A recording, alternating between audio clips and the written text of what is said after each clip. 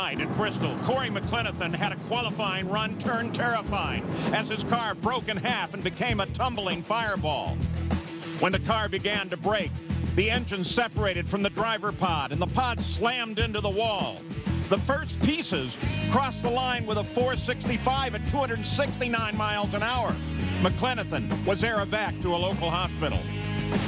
Rookie Hillary Will was up next in the same lane, watched the accident, and then ran number 1.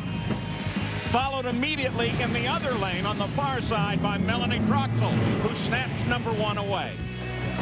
As they unloaded the pieces of the broken car, the community waited. Then the report came in. McClenathan was awake and alert. Well, we welcome you to Bristol Dragway. I'm Paul Page with Mike Dunn, and it was one of those moments last night where everything just gets still. And the crowd is silent, the racetrack is silent. The safety safari rushed immediately to the accident scene, and it took a long time to treat Cory there on the ground. And because it did, a good number of the community, some of the great names in the sport, all walked up there to make sure that he was okay. But Mike Dunn, let's analyze it. What happened? Well, Paul, you got to remember, you're talking about race cars that produce over 7,000 horsepower and accelerate from a standing start to over 330 miles per hour in under 4.5 seconds. That's going to put a lot of strain on the chassis, especially the top fuel chassis. And basically what happened, you saw the car broke in half just after it got past half track. Now, watch here, you're going to see one of the concerns is at about 700 feet, there's a couple bumps. You're going to see the car bounce right there.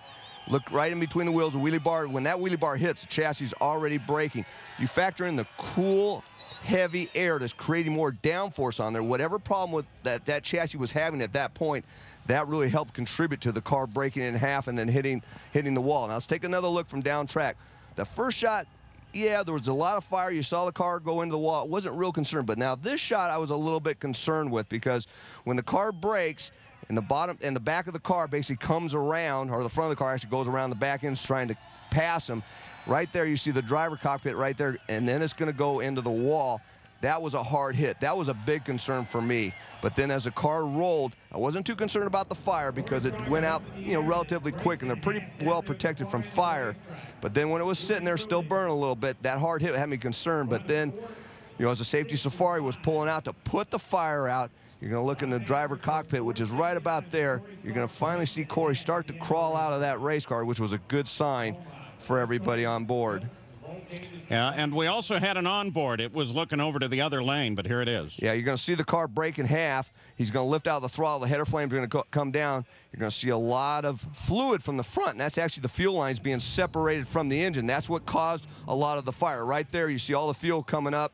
And then basically that's what, when it hit the wall, the spark ignited that fuel, and you saw the big fireball at the end. Yeah, some amazing views of Cory McClenathan's incident. Does it send up any red flags for you? Well, I mean, it always does. I mean, anytime you have a chassis failure like that, I mean, NHRA, Safety Safari, all the tech people, racers are going to go over there and look at that thing really close and try to determine what caused that and hopefully fix that for the future. Well, now Dave Reef picks up that story. Well, while the drag racing community held its collective breath all night long, the best news for Mark and Andy Carrier and their entire Fram Boost air intake team came at 1:30 in the morning. And Cory McClenathan came back into their pits. Now, certainly it was a long, short night for Cory McClenathan last night, and certainly a very painful one as well. How are you feeling this morning? Actually, fairly well. I mean, all the safety equipment did its job. The car came apart at the right spot. I think the only thing that really got my attention was when it hit the wall. It took a pretty good lick in the back, but I got to say that Brad Hadman chassis held up very well. Have you had a chance to talk with Wes Cerny, or anybody else for that matter, about exactly what did happen? Yeah, it looks like the back top frame rails both came apart. For what reason, we're not exactly sure, and that's really something I need to let Wes Cerny and Ray Alley and everybody from NHRA take a good look at and let them tell me what happened. But certainly is one of those things that does happen every now and then, but we take every safety precaution we can, and thanks to Simpson and all the safety products, I'm still here in one piece. I'm sure it's not one of the highest priorities on your list, but I walk you over to our monitor now where you can actually get a look and help walk us through that wild ride you took last night.